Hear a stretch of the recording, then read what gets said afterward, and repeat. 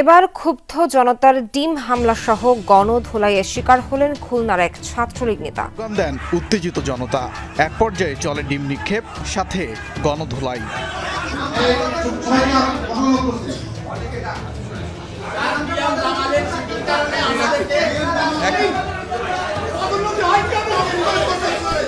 আপনারা বসেন, একটু দয়া করে বসেন। এইরকম একটা পরিস্থিতিতে খবর রটেছে বা ডিপ স্টেটের একটা অংশ বলছে যে উপদেষ্টা পরিষদে বদল আসছে। কি বদল, কারা আসবে, কি হতে যাচ্ছে, সেই বিষয়ে কিছু ধারণা আপনাদের সামনে উপস্থাপন করতে চাই। কেন্দ্র থেকে বিপুল অর্থ লুটপাটের অভিযোগে বেশ আলোচনায় ছিলেন শেখ হাসিনার পরিবার। এ বিষয়ে এতদিন মৌখিক অভিযোগ থাকলেও ছিল না প্রমাণযোগ্য কোনো তথ্য। তবে এবার যুক্তরাষ্ট্র ভিত্তিক গোয়েন্দা সংস্থা FBI তুলে ধরেছে উল্লেখযোগ্য কিছু প্রমাণ, যা প্রকল্প নিয়ে লুটপাটের সাথে শেখ হাসিনা পরিবারকে সরাসরি সম্পৃক্ত করে। একদিকে বেগম খালেদা জিয়া এবং জনাব তারেক রহমান অনেক খুশি। অ্যাটর্নি জেনারেল বলছেন যে খালেদা জিয়া এবং তারেক রহমান নির্বাচনে অংশগ্রহণ করতে পারবেন। বেসিক্যালি যেটা হয়েছে যে আওয়ামী লীগ সরকারের আমলে বেশ কিছু আইন তৈরি করা হয়েছিল, যে আইনগুলো বেসিক্যালি বিএনপির জন্য করা হয়েছিল বা জামাতের জন্য করা হয়েছিল। এখন আজকে দেখেন একই আইন টেকনিক্যালি আওয়ামী লীগ সরকারের উপরে কিন্তু পড়া শুরু হয়ে গেল। আসসালামু আলাইকুম রহমতুল্লাহ, সবাই কেমন আছেন? আশা করি সবাই অনেক অনেক ভালো এবং সুস্থ আছেন। সবাইকে স্বাগতম জানাচ্ছি আমাদের আরেক নতুন ভিডিওতে। প্রতিদিনের মতো আমি আপনাদের রিয়াদ ফারুকি আবারও চলে আসলাম নতুন একটা ভিডিও নিয়ে। ইতিমধ্যে আপনারা সবাই ভিডিওর টাইটেল এবং থাম্বনেল দেখে বুঝতে পেরেছেন আজকে কি বিষয়টা নিয়ে কথা বলবো। আজকে যে বিষয়টা নিয়ে কথা বলবো খুবই গুরুত্বপূর্ণ একটা বিষয়। দেশের যে বর্তমান রাজনীতির যে চলমান পরিস্থিতি চলতেছে তারই ধারাবাহিকতায় আজকের ভিডিওর শুরুতে আপনারা বেশ কিছু অংশ বিশেষ দেখেছেন, যেগুলো দেখে বুঝতে পেরেছেন আজকের ভিডিওটি কতটুকু গুরুত্বপূর্ণ হতে চলেছে। তাই এই বিষয়টা নিয়ে বেশি বিস্তারিত বলবো না, কারণ বিস্তারিত বলতে গেলে ভিডিওটা অনেক লম্বা হয়ে যাবে। তাই আমরা মূল আলোচনা চলে আসি। তার আগে আপনাকে ছোট্ট একটি অনুরোধ জানিয়ে রাখতে চাই, যারা আমাদের ফারুকি অনলাইন ইউটিউব চ্যানেলটিতে এখনো নতুন আছেন চ্যানেলটি সাবস্ক্রাইব করে সাথে থাকবেন, যাতে পরবর্তী আপডেট দেওয়ার সাথে সাথে আপনার কাছে নোটিফিকেশন পৌঁছে যায়। অবশ্যই পাশে থাকা বেল বাটনটি অন করে রাখতে ভুলবেন না। দর্শক আর বেশি কথা বলাচ্ছি, আমরা একটা ভিডিও প্রচারের মাধ্যমে বিস্তারিত দেখে আসবো। ভিডিওটা একটু লম্বা হবে, তার আপনাকে অনুরোধ করবো ভিডিও ধৈর্য সহকারে শেষ পর্যন্ত দেখে আপনার মতামত আশা করি কমেন্ট করে জানাবেন। ডিসেম্বর 2024 এই মুহূর্তে সন্ধ্যা 5:15 আমাদের আজকের বিষয় হচ্ছে বদলাচ্ছে উপদেষ্টা পরিষদ, আসছে নয়া মুখ। আপনার মতামত কি? প্রিয় দর্শক, অবশ্যই আপনার পছন্দের ব্যক্তির পক্ষে আওয়াজ তুলুন তাদেরকে উপদেষ্টা পরিষদে দেখতে। সেই জন্য এই ভিডিওটি অত্যন্ত গুরুত্বপূর্ণ। আপনাদের ভোট চাই, আপনারা কমেন্টে গিয়ে মতামত লিখুন। প্রিয় দর্শক, আপনারা জানেন যে সচিবালয়ে ভয়াবহ অগ্নিকাণ্ডের ঘটনা ঘটেছে। এই অগ্নিকাণ্ডের পর অন্তর্বর্তী সরকার নতুন উপলব্ধিতে গিয়েছে। তাদের মধ্যে উপলব্ধি হয়েছে যে ভুলগুলো ছিল সেগুলো নিয়ে পর্যালোচনা করার সুযোগ এসেছে। কি পর্যালোচনা? প্রথমত হচ্ছে এই সরকার ইতিমধ্যে 4 মাস অতিক্রম করেছে, 5 মাসের পা দিয়েছে। এই 5 মাসের একটা পর্যালোচনা বা পেছনে ফেলে আসা সময়গুলো কি যথাযথভাবে কাজে লেগেছে কিনা তার একটা আত্মসমালোচনা দাঁড় করাচ্ছে অন্তর্বর্তী সরকার। নিজেদের আয়নায় দাঁড় করিয়ে তারা দেখতে পাচ্ছে বেশ কিছু অসঙ্গতির চিত্র। প্রথমত কঠোর না হওয়া, দ্বিতীয়ত ফ্যাসিবাদের বিরুদ্ধে যথাযথ উদ্যোগ না গ্রহণ করা। আপনারা জানেন দুটি বিষয়ে চরমভাবে ব্যর্থ হয়েছে এই সরকার। প্রথমত হচ্ছে দ্রব্যমূল্যের ঊর্ধ্বগতির লাগাম টেনে ধরতে না পারা, দ্বিতীয়ত আইন শৃঙ্খলা রক্ষার ব্যবস্থাকে উন্নত না করতে পারা। এই জনগুরুত্বপূর্ণ দুটি বিষয়ে তারা যে ব্যর্থ হয়েছে, এই ব্যর্থতার পেছনে কি কারণ? প্রথম কারণ হচ্ছে যথাযথ উদ্যোগ গ্রহণ করতে না পারা, দ্বিতীয় কারণ হচ্ছে ফ্যাসিবাদকে অপসারণ করতে না পারা। ইতিমধ্যে বৈষম্য বিরোধী ছাত্র আন্দোলনের কেন্দ্রীয় নেতাদের সঙ্গে রুদ্ধদ্বার বৈঠক করেছেন ডক্টর মোহাম্মদ ইউনূসের নেতৃত্বাধীন অন্তর্বর্তী সরকার। তবে সব উপদেষ্টা উপস্থিত না থাকলেও গুরুত্বপূর্ণ উপদেষ্টারা ছাত্রদের সঙ্গে বৈঠক করে এটি কর্মপন্থা তৈরির প্রচেষ্টা চালিয়েছেন, এটা চলমান রয়েছে। সচিবালয়ে আগুন লেগেছে, এটা সুস্পষ্টভাবেই প্রমাণ করছে যে এর পেছনে স্যাবোটেজ বা একটা ষড়যন্ত্রের ফাঁদ রয়েছে। কারণ অনেকগুলো ঘটনা সেটাকেই নিশ্চিত করছে। যদিও কমিটি গঠন হয়েছে, নিঃসন্দেহে কমিটি একটা প্রতিবেদন দেবে, কিন্তু যেভাবে আগুন ধরানো হয়েছে, যে দুই প্রান্তে আগুন লেগেছে, সুনির্দিষ্টভাবে দুজন ছাত্র উপদেষ্টার মন্ত্রণালয়কে পুড়িয়ে দেওয়া হয়েছে, পাশাপাশি কিছু কিছু আলামত এটা প্রমাণ করছে যে এর পেছনে বড় কোনো চক্র রয়েছে। এখন দ্রুততম সময়ের মধ্যে সেই চক্রের সঙ্গে যুক্ত কারা, অপরাধী কারা, এর পরিকল্পনাকারী কারা, এটা যদি উদ্ধার না করতে পারে এই সরকার, তাহলে সেটা আরেকটা ব্যর্থতার সূচনা করবে। এইরকম একটা পরিস্থিতিতে খবর রটেছে বা ডিপ স্টেটের একটা অংশ বলছে যে উপদেষ্টা পরিষদে বদল আসছে। কি বদল, কারা আসবে, কি হতে যাচ্ছে, সেই বিষয়ে কিছু ধারণা আপনাদের সামনে উপস্থাপন করতে চাই। আপনারা জানেন যে হাসান আরিফ প্রয়াত হয়েছেন। মরহুম হাসান আরিফ দুটি মন্ত্রণালয় দেখতেন সর্বশেষ, একটি হচ্ছে ভূমি মন্ত্রণালয়, অন্যটি বেসরকারি বিমান ও পর্যটন মন্ত্রণালয়। তার মানে এটা ধরিয়ে নেওয়া যাচ্ছে যে দুটি মন্ত্রণালয় ইতোমধ্যে ফাঁকা হয়েছে। এই দুটি মন্ত্রণালয়ে দুজন ব্যক্তিকে দায়িত্ব দিতে হবে, দুজন না দিলে একজনকে দিতে হবে। এর বাইরে আরো 2-3টি মন্ত্রণালয়ে দ্রুততম সময়ের মধ্যে পরিবর্তন আসছে বলেও জানা গেছে। প্রিয় দর্শক, আপনারা জানেন যে বেশ কয়েকজন উপদেষ্টার হাতে 2টি করে মন্ত্রণালয় আছে। একটা বিশ্বস্ত সূত্র বলছে যে একটি করে মন্ত্রণালয় হাতে রেখে আরেকটি মন্ত্রণালয় অন্যদেরকে ছেড়ে দেওয়ার একটি পরিকল্পনা বা একটি চিন্তা ভাবনাও চলছে। যেমন অধ্যাপক ডক্টর আসিফ নজরুলের কাছে 2টি মন্ত্রণালয় আছে, এভাবে ব্রিগেডিয়ার জেনারেল অবসরপ্রাপ্ত এম সাখাওয়াত হোসেনের কাছেও 2টি মন্ত্রণালয় আছে। আরো কয়েকজন উপদেষ্টা একই সঙ্গে 2টি মন্ত্রণালয়ের দায়িত্ব পালন করছেন। এখন জনাব হাসান আরিফের মৃত্যুর পর 2টি মন্ত্রণালয়, এর বাইরে আরো 6 থেকে 7 জন উপদেষ্টা যারা এককভাবে 2টি মন্ত্রণালয় চালাচ্ছেন, তাদের কাছ থেকে একটি করে মন্ত্রণালয় যদি নিয়ে নেওয়া হয়, তাহলে এখন বা এই মুহূর্তে আরো 7 থেকে 10 জন নতুন উপদেষ্টা প্রয়োজন। আর বর্তমান উপদেষ্টা পরিষদ থেকে যদি কেউ বাদ যান, তাহলে সেই সংখ্যা আরো বাড়বে। প্রিয় দর্শক, কাদের কাদের নাম আসছে, আমি একটা স্ট্যাটাস দিয়েছিলাম ফেসবুকে, সেই স্ট্যাটাস থেকে বিভিন্ন ব্যক্তিবর্গের নাম আমি খুঁজে পাচ্ছি। গতকালকে এই স্ট্যাটাস দিয়েছি, মানে 27 ডিসেম্বরে এই স্ট্যাটাস দেওয়ার পর ইতিমধ্যে 21 ঘন্টা পেরিয়ে গেছে। 21 ঘন্টায় 6200 প্রতিক্রিয়া এসেছে, 2000 কমেন্ট এসেছে এবং শেয়ার হয়েছে 86টি। এর মধ্যে আমরা কয়েকটি ধরন দেখতে পাচ্ছি যাদেরকে নাম প্রস্তাব করা হয়েছে তাদের পেশাগত দিক দিয়ে। যেমন ছাত্র প্রতিনিধিদের পক্ষ থেকে নতুন কোনো উপদেষ্টা দেওয়া হবে কিনা এটা নিশ্চিত না হওয়া গেলেও, তবে যাদের নাম আসছে তারা হচ্ছেন হাসান আব্দুল্লাহ, সার্জিস, হান্নান মাসুদ, আখতার হোসেন সহ আরো বেশ কয়েকজনের নাম এসেছে। অ্যাক্টিভিস্ট যারা গত 16 বছর ধরেই ফ্যাসিবাদের বিরুদ্ধে অবস্থান নিয়েছিলেন, এর মধ্যে পিনাকি, ইলিয়াস, কনক, তাদের নাম আমরা দেখতে পাচ্ছি। সাংবাদিক হিসেবে সিনিয়র সাংবাদিক মতিউর রহমান চৌধুরী, নুরুল কবিরের নাম প্রস্তাবনা এসেছে। পেশাজীবীদের মধ্যে ইকতেদার আহমেদ, আসিফ মাহতাব, উৎসর নাম রয়েছে। এছাড়া সেক্টর ভিত্তিক বিশেষজ্ঞদের নামও প্রস্তাব করেছেন নেটিজেনরা। তারা নানা ধরনের প্রস্তাবনার মধ্যে দিয়ে এটাই বলতে চাইছেন যে আগামীতে উপদেষ্টা পরিষদ গঠিত হলে নতুন মুখ অন্তর্ভুক্ত করা হলে তা যেন বিতর্ক মুক্ত হয়। প্রিয় দর্শক, আপনারা জানেন সচিবালয়ে অগ্নিকাণ্ডের ঘটনায় বৃহস্পতিবার সকালে যে কমিটিটি গঠন করা হয়েছিল অতিরিক্ত সচিব রহিম সাহেবকে প্রধান করে, সেই কমিটি কিন্তু বৃহস্পতিবার রাতে গিয়ে আবার পরিবর্তন করা হলো। সেখানে স্বরাষ্ট্র মন্ত্রণালয়ের সিনিয়র সচিবকে আহ্বায়ক করা হলো। তার মানে যখন সোশ্যাল মিডিয়ায় প্রতিবাদ উঠলো তখন এটা পরিবর্তন করতে বাধ্য হলো অন্তর্বর্তী সরকার। এইবার যেন এই ধরনের কোনো অসঙ্গতি না হয় সেই বিষয়ে নানা জায়গা থেকে পরামর্শ আসছে। অনেকে বলছেন সার্চ কমিটির মাধ্যমে তালিকা তৈরি করে সেই তালিকা আগেই জাতিকে জানিয়ে দেয়। যদি 10 জন উপদেষ্টার প্রয়োজন হয়, সেক্ষেত্রে 20 জন উপদেষ্টার একটি তালিকা করে সোশ্যাল মিডিয়ায় বা গণমাধ্যমে যদি প্রকাশিত হয়, তাহলে সেই সব বিষয়ে জনমত যাচাইয়ের কাজটিও করা যাবে। দ্বিতীয় বিষয় হচ্ছে যে সার্চ কমিটির মাধ্যমে যদি নাম যাচাই বাছাই করে বের করা হয়, এখন সার্চ কমিটিতে কারা থাকবেন সেটাও বিবেচনায় নেওয়া উচিত। এই নতুন উপদেষ্টা যারা হবেন তাদেরকে অবশ্যই গণ অভ্যুত্থানের পক্ষের ব্যক্তিবর্গ হতে হবে। যারা 16 বছর ধরেই ফ্যাসিবাদের বিরুদ্ধে লড়াই করেছেন, তাদের মধ্য থেকেই পরীক্ষিত ব্যক্তিবর্গকে যদি উপদেষ্টা পরিষদে অন্তর্ভুক্ত করা হয়, তাহলে আর কোনো সমালোচনা থাকবে না বলেই মনে করেন নেটিজেনরা। এখন অনেকে নেটিজেনদের মতামত উড়িয়ে দেন, কিন্তু শেষ পর্যন্ত প্রায় সব কাজেই আমরা দেখছি যে নেটিজেনদের মতামতকেই পরবর্তীতে গিয়ে গ্রাহ্য করতে হয়। কারণ সোশ্যাল মিডিয়ায় এমন একটা ঝড় ওঠে, সেই ঝড় সামাল দিতে আর কেউ পারে না, ফলে সংশোধনী আনতেই হয়। প্রিয় দর্শক, আপনারাও যারা নাম প্রস্তাব করবেন বা চিন্তা করছেন, প্রত্যেকের জায়গা থেকে এই ভিডিও কমেন্ট বক্সে গিয়ে নাম প্রস্তাব করতে পারেন। আপনি হয়তো ভাবছেন যে আমার নাম প্রস্তাব করার সাথে কোনো যায় আসে কি এই অন্তর্বর্তী সরকারের? না, দেখুন, জনমত বলে একটা কথা আছে। জনমত যেদিকে যাবে, যাকে মানুষ চাইবে, তাকে যদি জোরালোভাবে যাওয়া হয়, যুক্তি দিয়ে যাওয়া হয়, অবশ্যই তার পক্ষে একটা ভিত তৈরি হবে। আপনারা দেখেছেন গত 16 বছরে জনমতকে উপেক্ষা করা হয়েছে, কিন্তু শেষ পর্যন্ত এই জনমতেরই বিজয় হয়েছে। সেই জন্য জনমত অত্যন্ত গুরুত্বপূর্ণ। আপনি যে মতামতটি দিচ্ছেন, আজকে সেটা গ্রাহ্য করা না হলেও একেবারেই যে এই মতামতকে ফেলে দেওয়া হবে তা কিন্তু নয়। কোনো না কোনো ভাবে মানুষের কাছে সেটা গ্রহণযোগ্য হয়ে অবশ্যই সফলতার দিকে যেতে পারে। এই জন্য অত্যন্ত জরুরি বিষয় হচ্ছে জনমত তৈরি। আমি প্রত্যাশা করছি যে আপনারা ভিডিওর কমেন্টের মধ্য দিয়ে সেই কাজটি করবেন। অনেকে মতামত দিয়েছেন, আমি দুইটি পড়তে চাই। এবার উপদেষ্টা পরিষদে রাখতে হবে ছাত্র জনতা ও আলেমদের মধ্য থেকে একজন বলেছেন আব্দুল মোতালিব। জিলানি বলেছেন, একটা কমেন্ট করেছেন, যাই হোক সেটা পড়ছি না। ফজলুল করিম বলেছেন ডক্টর পিনাকি ভট্টাচার্য, সাংবাদিক ইলিয়াস হোসেন এবং ডক্টর কনক সরোয়ার। আরেকজন হাফসা মন্তব্য করেছেন দক্ষতার ক্ষেত্রে পিনাকি কি দরকার। একজন লিখেছেন মোদি বাংলাদেশের পরবর্তী মন্ত্রণালয়ের উপদেষ্টা রাজু ছেত্রী বলেছেন। এভাবে অনেকেই নাম দিচ্ছেন, যেমন এক ঝাঁক নাম দিয়েছেন হুমায়ুন কবির নামে একজন, পিনাকি, কনক সরোয়ার, ইলিয়াস, মাহবুবুর রহমান, বিপি নূর, আন্দালিব রহমান মাহতাব, আদনান মাসুদ, আসাদ আব্দুল্লাহ, সার্জিস আলম। এরপর একজন বলেছেন ডক্টর ইউনূস সাহেবের সামনে দুটি পথ খোলা আছে। এক, এই অথর্ব উপদেষ্টা পরিষদ বাতিল করে সাহসী দেশপ্রেমিক মানুষদেরকে নিয়ে উপদেষ্টা পরিষদ গঠন করা।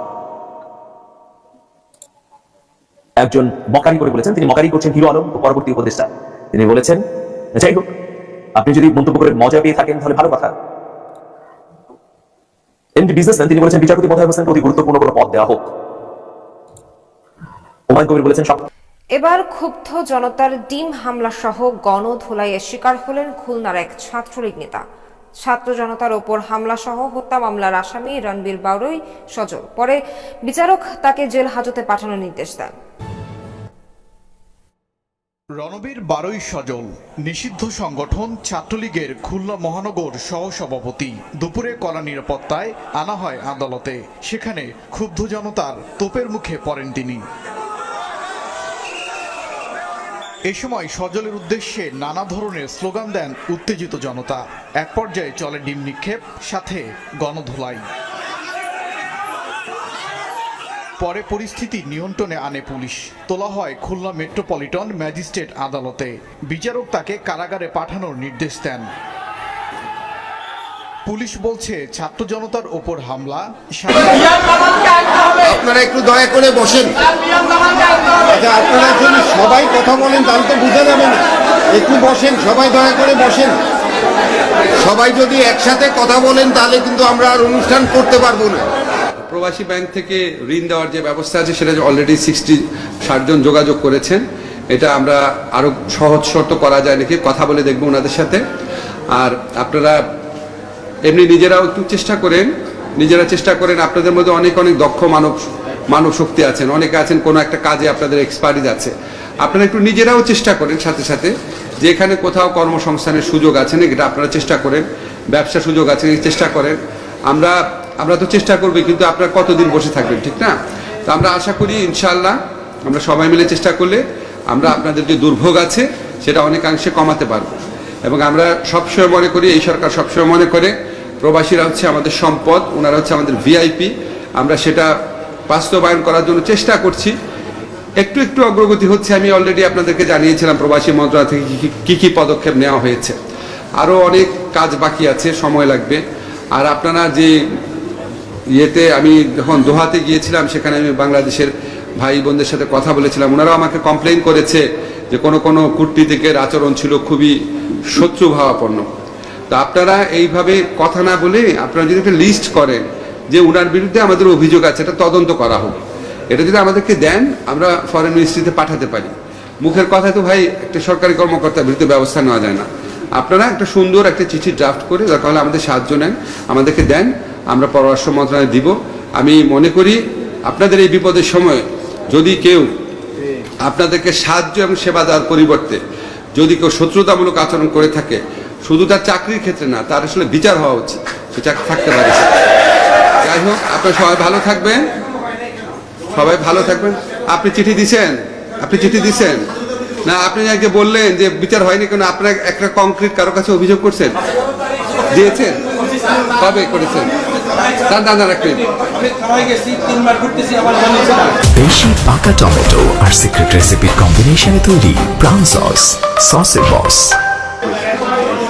আপনারা প্রবাসী, আপনারা শোনেন না, আপনারা যে কূটনীতিকের বিরুদ্ধে শোনেন, একটা জিনিস শোনেন, আপনারা আমার মন্ত্রণালয়ের সাথে কথা বলছেন, আপনারা যেই কূটনীতিকের বিরুদ্ধে বা যেই সমস্ত কূটনীতিকের বিরুদ্ধে আপনাদের অভিযোগ আছে, এই মর্মে কি প্রবাসী কল্যাণ মন্ত্রণালয় কোনো চিঠি দিয়েছেন?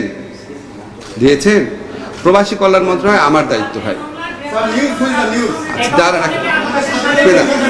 দাঁড়ান, আমাদের কাছে শোনেন, এটা খামাখা আমাদের মানে আমরা তো দুজনেই বিচার চাই, দুই পক্ষ। আমাদের কাছে একটা চিঠি আসছে, আর একটা চিঠি দেন। আমাদের এটা এখতিয়ারভুক্ত বিষয় না, কিন্তু আমরা অবশ্যই পররাষ্ট্র মন্ত্রণালয়ে পাঠাবো এবং আপনাদের কথা দিলাম আমি এটা পার্সু করব ব্যক্তিগতভাবে। ঠিক আছে? ভালো থাকবেন।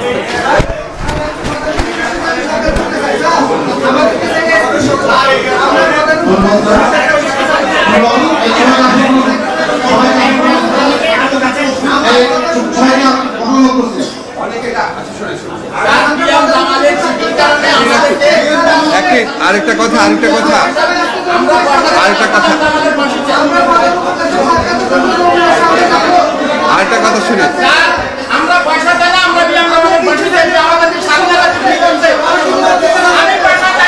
আচ্ছা আমি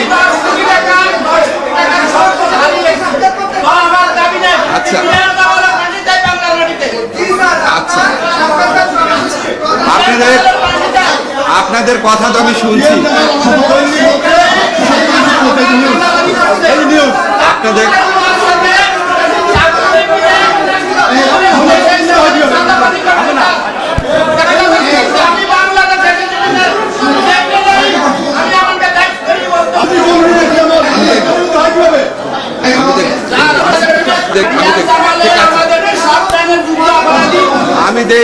আমি দেখবো আপনারা দিলেন তো আমি দেখবো।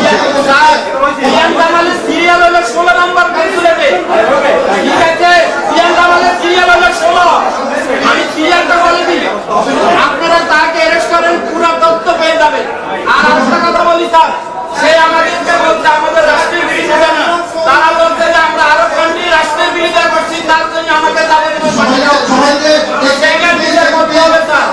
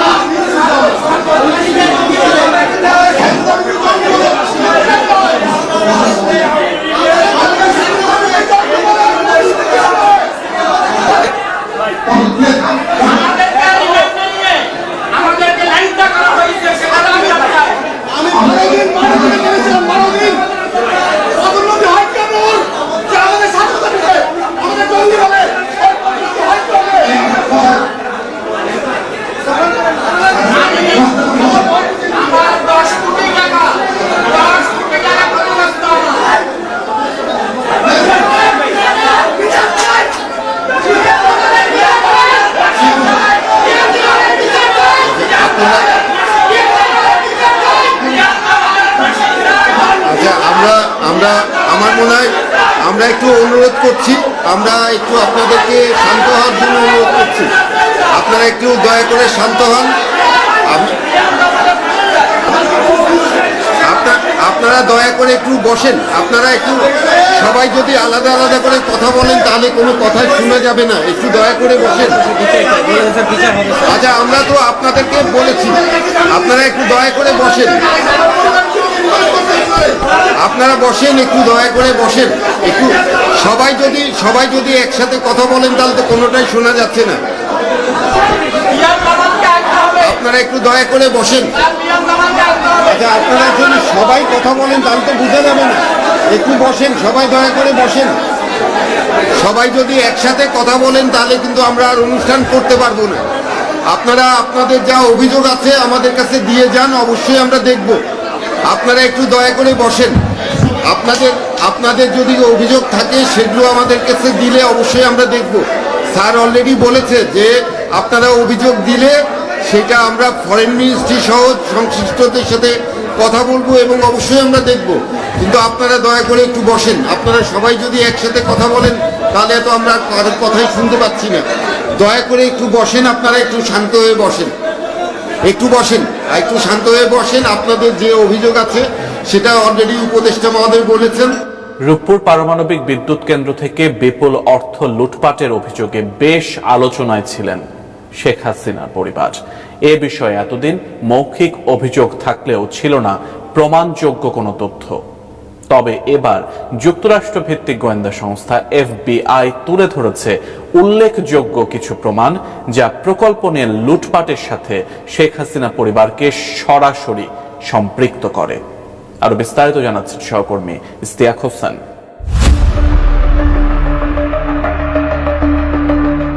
5 আগস্ট ছাত্র জনতার গণ অভ্যুত্থানের মাধ্যমে ক্ষমতাচ্যুত হয়ে দেশ ছেড়ে পালাতে বাধ্য হন সাবেক প্রধানমন্ত্রী শেখ হাসিনা।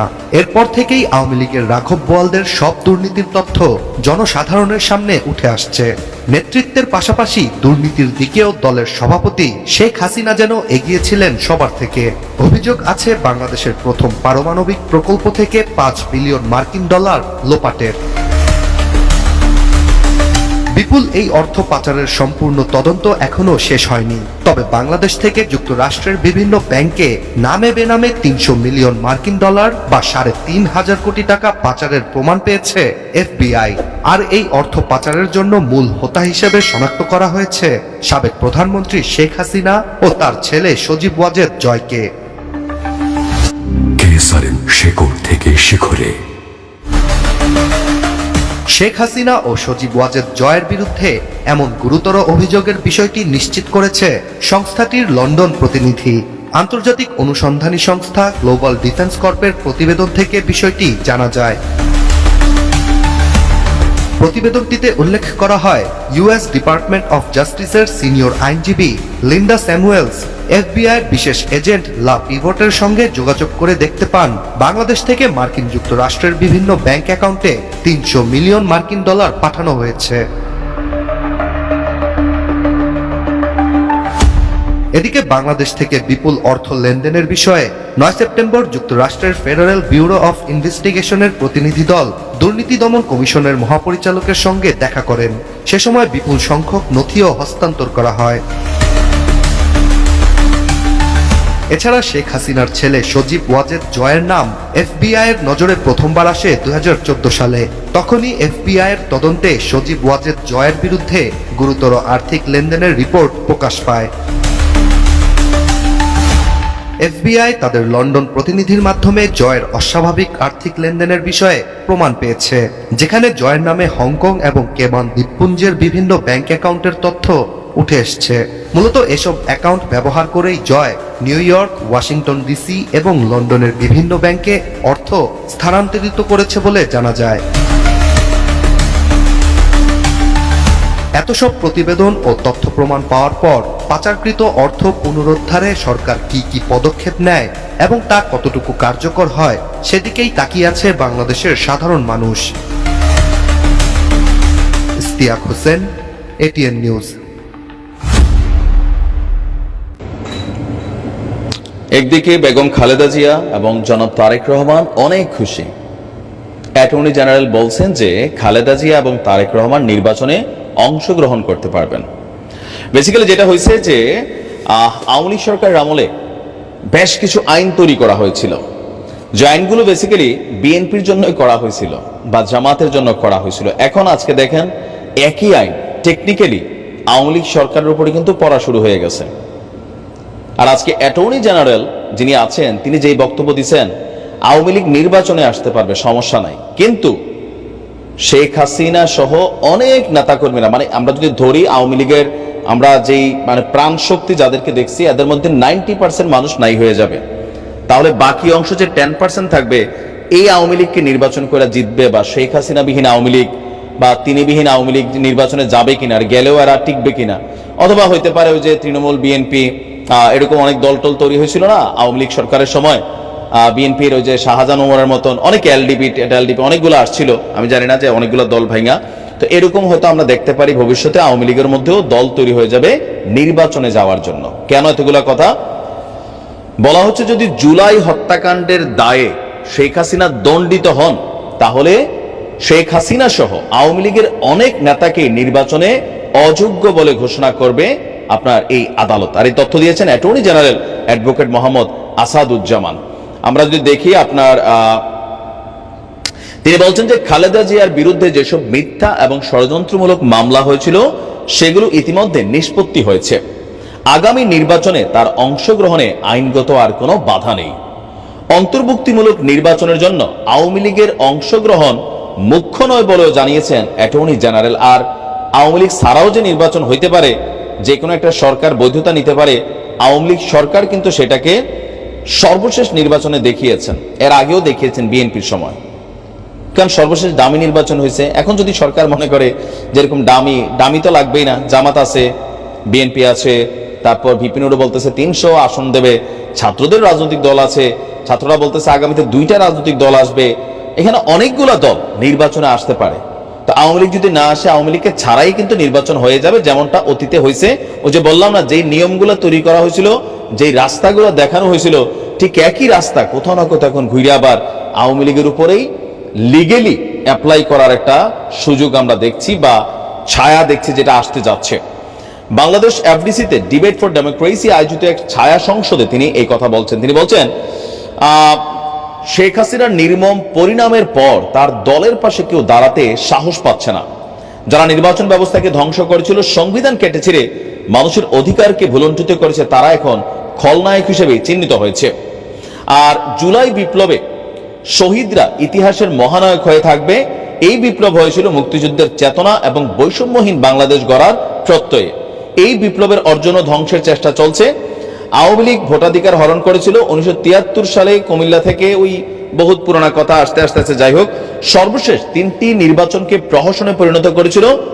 আর এইসব নির্বাচনকে যারা কলঙ্কিত করেছিল তাদের বিচারের আওতায় এনে দৃষ্টান্তমূলক শাস্তি হওয়া উচিত। আমরা দেখছি এই বক্তব্যটা দিলেন কে? আসাদুজ্জামান। আচ্ছা, তারপর বলা হচ্ছে যে আপনার এই জুলাই আগস্টের ঘটনাগুলোর সময় সরকার নিজের ক্ষমতাকে পাকাপোক্ত করতে যেই পরিমাণ মানুষের উপর গুলি চালিয়েছে, হামলা হয়েছে, তো এই যে হত্যাকাণ্ডগুলো প্রায় শেখ হাসিনা নামে 100-র কাছাকাছি মনে হয়ে যাবে না হত্যাকাণ্ড প্লাস মাইনাস এরকম, প্রত্যেকটা আওয়ামী লীগের এমপি মন্ত্রী তারা এরকম মানে ডজন প্লাস মামলা, হত্যাকাণ্ড মামলার আসামি, আর অনেকগুলো মামলার আসামি। তো এখন এই বিচারিক ট্রাইব্যুনাল থেকে, আন্তর্জাতিক অপরাধ ট্রাইব্যুনাল থেকে যদি দণ্ডিত হয়ে যায় তাহলে আওয়ামী লীগের এই মানুষগুলো নির্বাচনে অংশগ্রহণ করতে পারবে না। অ্যাটর্নি জেনারেল বলছিল আওয়ামী লীগকে নির্বাচনে মানে নিষিদ্ধের পক্ষে না, তবে এখন আওয়ামী লীগের এই ক্যারেক্টার বাদ দিলে এটাকে আর আওয়ামী লীগ থাকবে? দল হিসেবে আওয়ামী লীগের নিবন্ধন থাকবে, নির্বাচনে হয়তো বিএনপির মতন তখন কৌশলে আসতে পারে, I don't know what ever কি ঘটতে যাচ্ছে। তবে শেখ হাসিনার জন্য এটা বড় মহা অশনি সংকেত, আর এটার একটা অ্যাডভান্টেজ তো সবাই চাইবে নিতে, স্বাভাবিক। দর্শক, এই বিষয়টি আমরা মতামত দ্রুত কমেন্টে জানিয়ে ফেলেন, আর আমাদের চ্যানেলটিতে নতুন চ্যানেল সাবস্ক্রাইব করে বরাবর মতো সাথে থাকবেন। ধন্যবাদ সবাইকে এতক্ষণ সাথে থাকার জন্য। আল্লাহ হাফেজ।